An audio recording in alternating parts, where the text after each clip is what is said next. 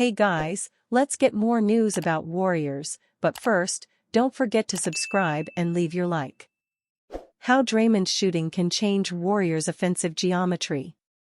7 games into their season, 5 Warriors are shooting better than 40% beyond the arc, and three-point king Stephen Curry has not been the most accurate.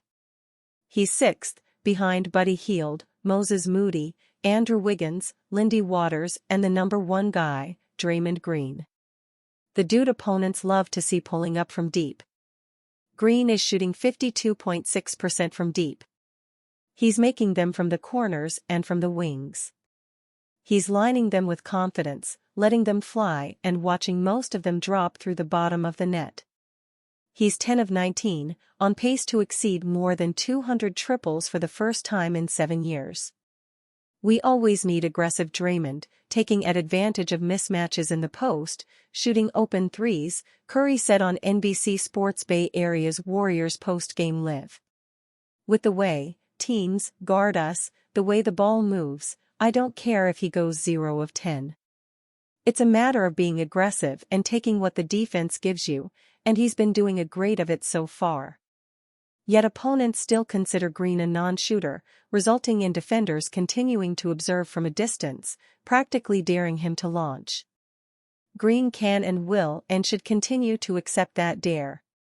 He embraced the dare on Monday night in Golden State's tip-to-buzzer 125-112 win over the Wizards in Washington. Green scored 18 points, shooting 5 of 7 from the field, including 3 of 4 from deep, and still had to hear trash talk from young Wizards forward Keyshawn George. When George told Green you can't shoot, he had ready response for the plucky 20-year-old from Switzerland. I said, "You've been watching people say that," Green recalled. "When you were in elementary school, you were watching me winning championships and people were saying the same thing." Green also offered some advice for George. "When we were going back and forth, I said, 'Don't help,'" Green said. He said, "Yeah, I'm going to keep helping." I said, "I can't help off you right now, and you can't help off me right now." All 3 of Green's triples came in the second half and were significant because the Wizards never capitulated.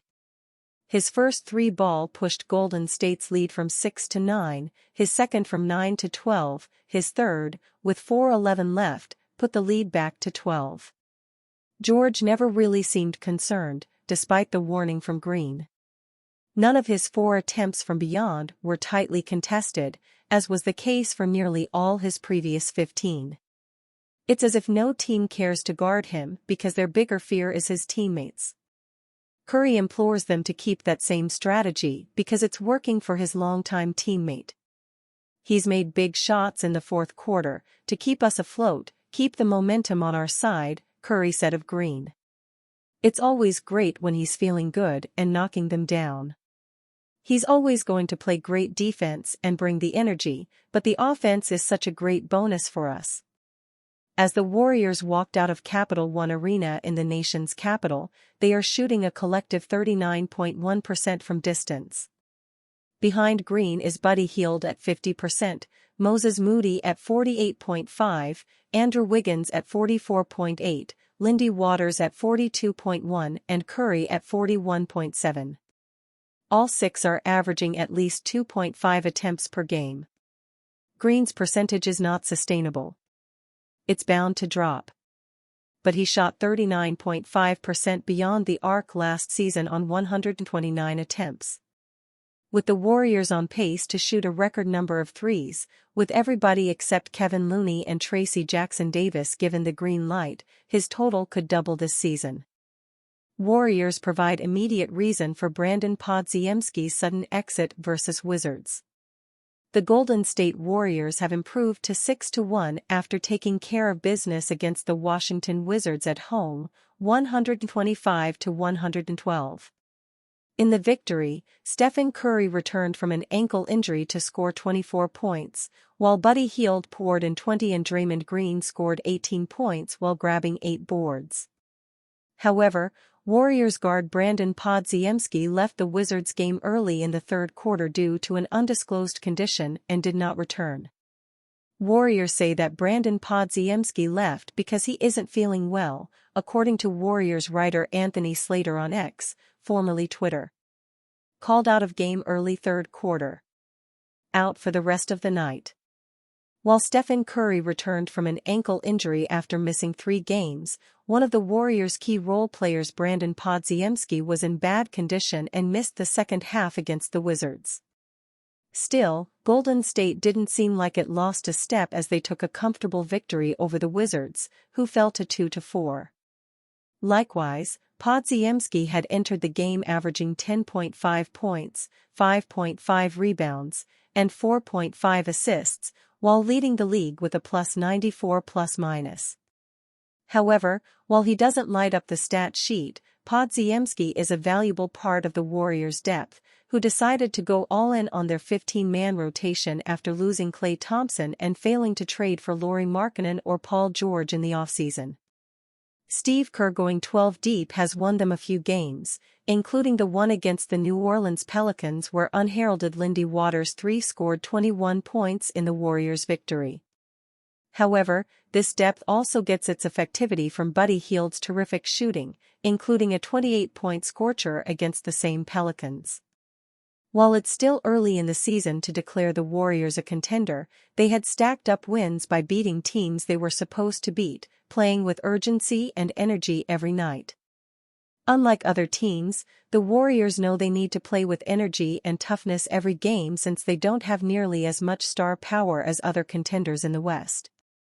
They are in a good spot heading into December, the doldrums of the regular season where some teams go on runs while others go on losing streaks. If their hot shooting doesn't last into the next year, they'd have won enough games to sit near the top of the standings, which they will need if they want to make a splash in the playoffs. So far, the Warriors look like serious threats in the West. Can they give Stephen Curry another championship before he rides off into the sunset? NBA trade rumors suggest Warriors dream of reuniting with Kevin Durant. The Golden State Warriors have been included in plenty of blockbuster NBA trade rumors amid their hot start to the 2024-25 season. Desperate to win another title with Stephen Curry, the Warriors have been linked to plenty of superstars, and they have the young talent and draft capital to get a deal done. During the offseason, the Dubs were rumored to be interested in Paul George, Lauri Markkanen, and Karl-Anthony Towns, but their unwillingness to part with young, promising guard Brandon Podziemski stifled those rumors.